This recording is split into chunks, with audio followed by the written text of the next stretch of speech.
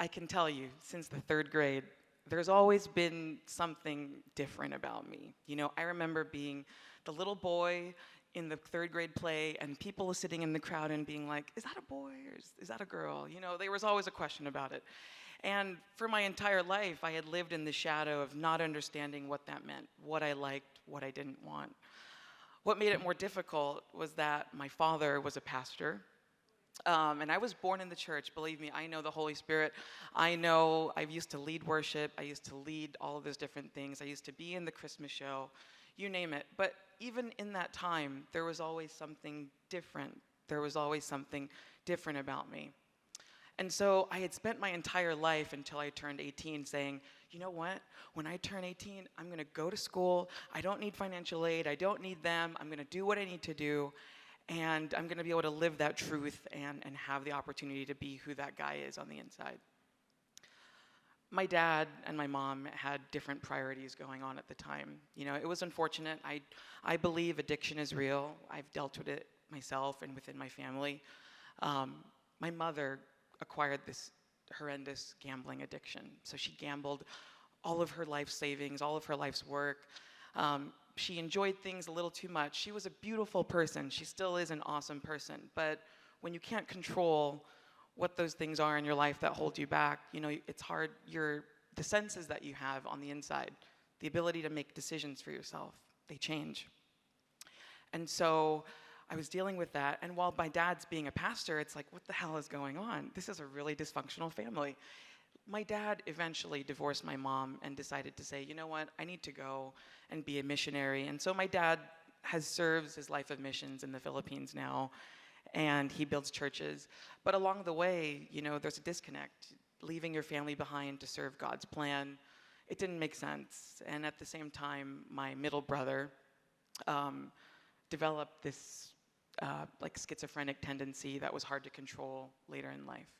So in the actual story, for 10 years, from 18 to 28, I had spent my whole life taking care of my family, being the one that stayed while my dad divorced my mom, went overseas, and did what he had to do. He would come back every Christmas, like it was a Christmas present for me to see him, right? He'd come back and say, oh, I'm going to come back, and I'm going to bring presents, and we'll hang out for 2 months, and then I'll go back and do my missions work. Well, it's kind of a lie. I want my family either together or I want to be able to live my life. But I didn't sign up for taking care of your family in this journey. And so at the beginning of 2019, I found myself in a really bad place. I had a great job, but I got laid off, spent some of my retirement, and I went traveling through Asia looking for Julia Roberts' Eat, Pray, Love moment, drank too much, ate too much, and I came back and I was like, what the hell, this movie sucks. And I kept watching it. I kept watching it, and I was hoping that I could have that Eat, Pray, Love moment, but it never happened. And so I realized that it was the surroundings, it was taking care of my family, not being able to express who I was, that brought me this great unhappiness.